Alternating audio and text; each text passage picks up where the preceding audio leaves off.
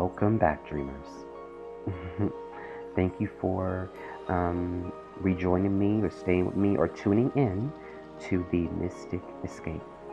I am your host, Dion Mystique, amateur writer, and we are going to conclude our triple feature of Chapter 3, Phantasms of Nostalgia. It's actually a three-parter, so um, yeah, I'm just glad you came back, my dears.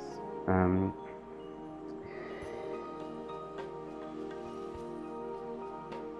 oh God.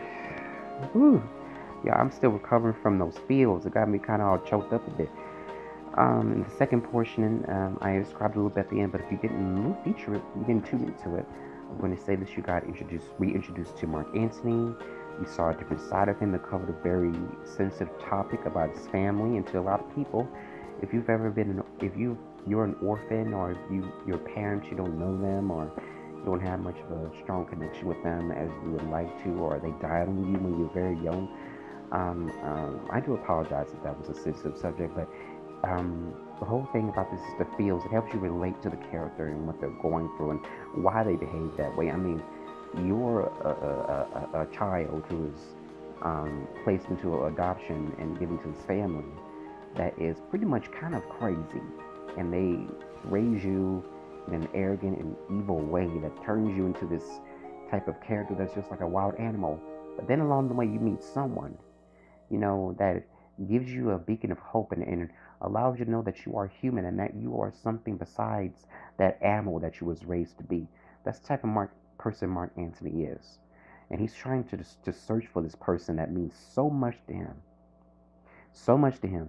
So that's his new goal. And he's asking his Halidome chameleon to help him. But there's also a relationship between him and chameleon that's kind of abnormal compared to most characters that have a Halidome in his story. So you'll start seeing that later on. Also, Mercutia is a very interesting character. She's your typical young lady trying not to be daddy's little girl, where she's not all about what daddy can do this for me. She's the type of person that's trying to be independent, and she has a RN. She's a registered nurse at Fiore General. So she's a young lady with goals on her mind. But there's also a secret about her that I'm not going to tell you because it's going to mess up something. That's going to focus on her, as including her boyfriend and a few other people in the story, and it's going to reveal a lot of the craziness that's happening in Gaia Exist. But that's for later. What we're going to do right now is we're going to take out a few seconds, or however long you need, to get wind down, settle down, chill out, get yourself a munchy munchy, a sippy sippy, or smoky, or whatever you do, and get back to me. Because this channel is all about love. I want to make sure that you're comfortable when you're listening to this. Okay? So we're going to pause the video right now. Pause it.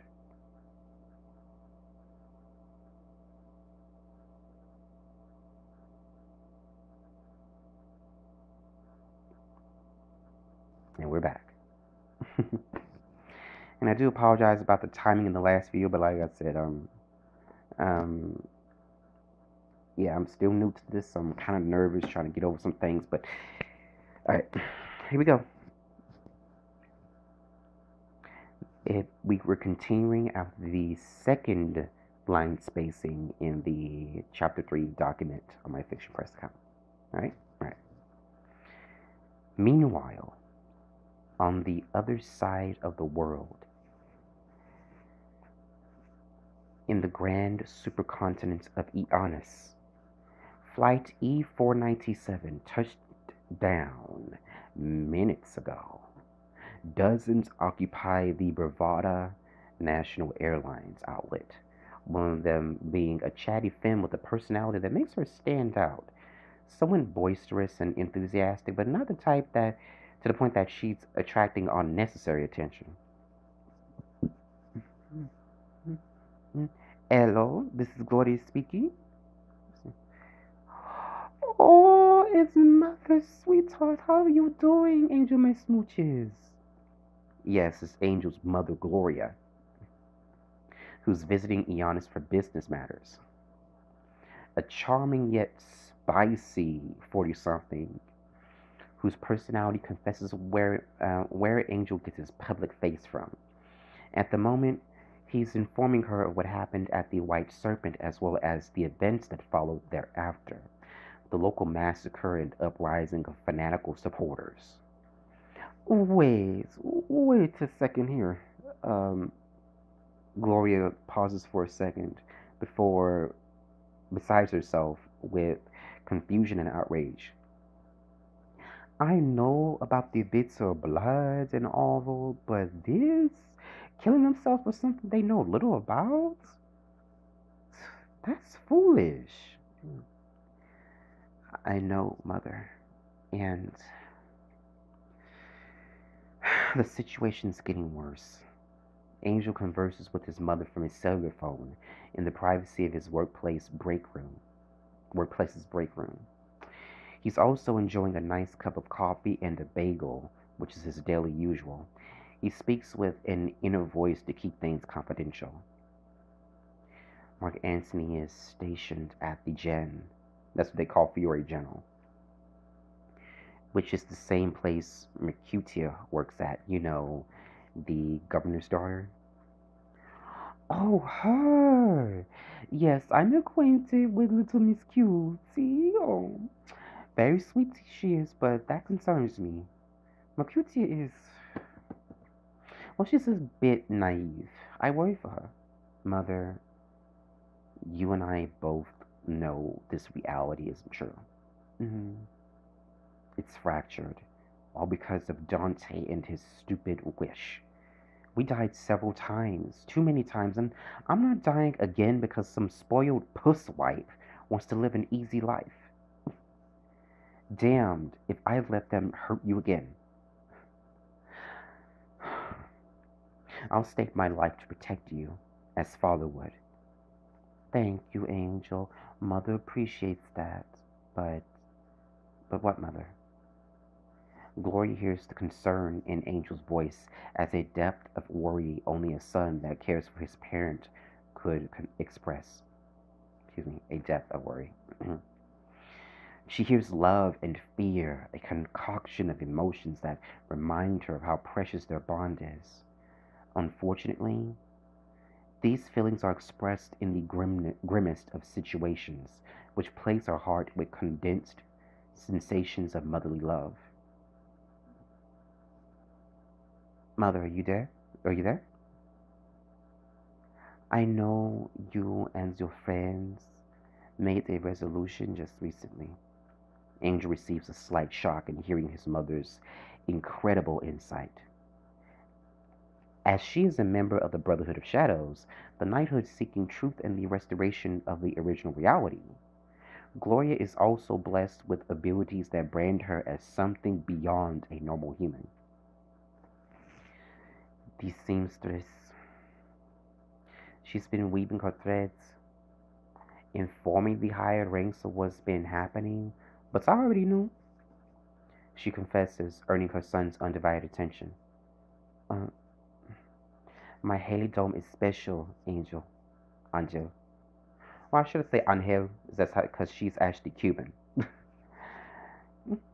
Not only does it aid me with my time of need, but it gives me the ability to know things before they happen, which is why I have returned to our home country.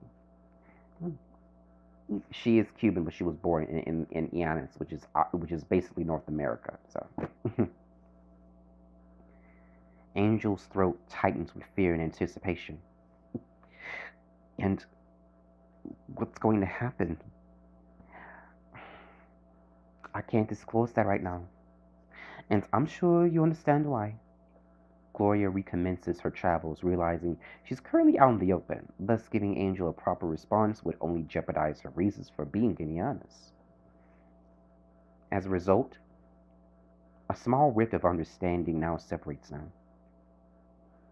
Although when he considers their current situation, Angel's incapable of holding ill feelings against his mother. After all, she's doing this to protect her loved ones. I know this is probably asking much of you, but have you reawakened yet? She queries. To your partner?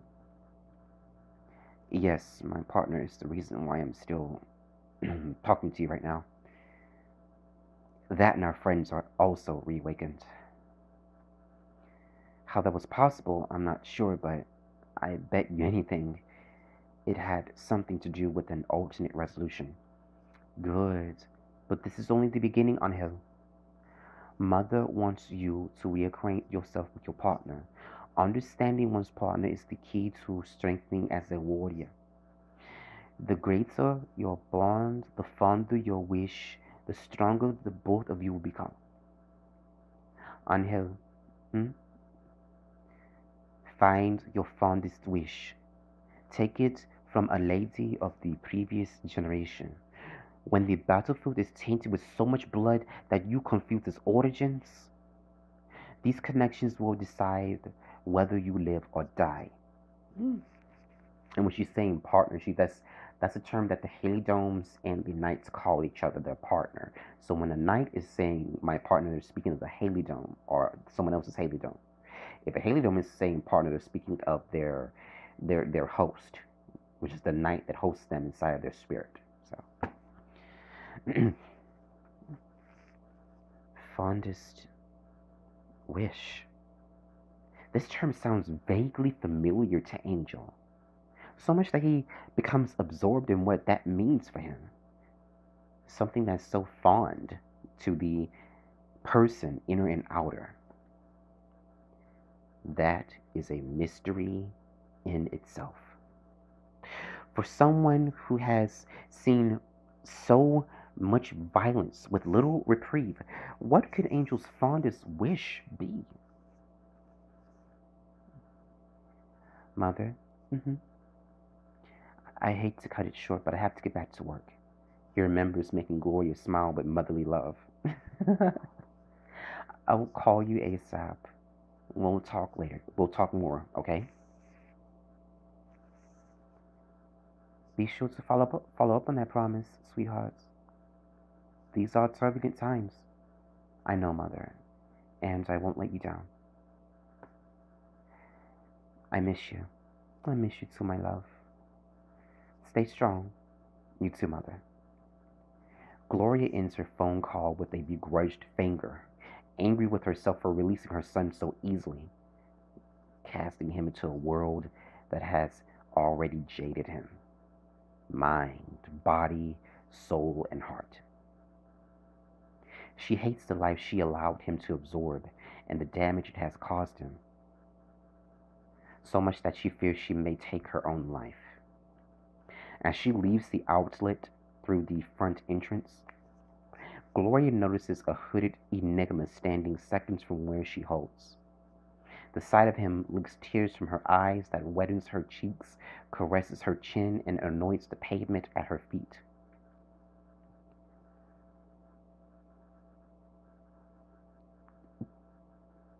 Darling.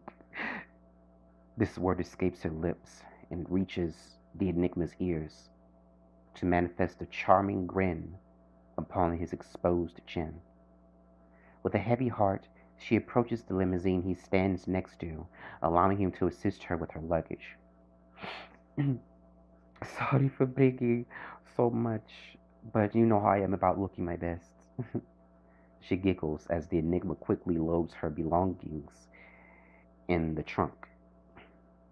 He doesn't say much, but his smile speaks enough, unheard words expressing how pleased he is to see her. He he still thinks you're dead. You're darling. When can we tell him the truth about you not being?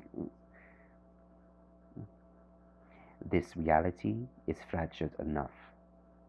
The last thing I need is to fracture his heart more than what I already have.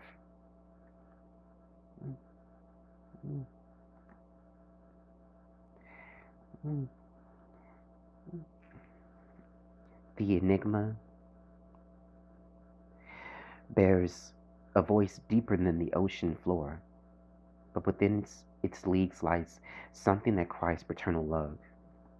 Paternal love, excuse me. dear. Excuse me.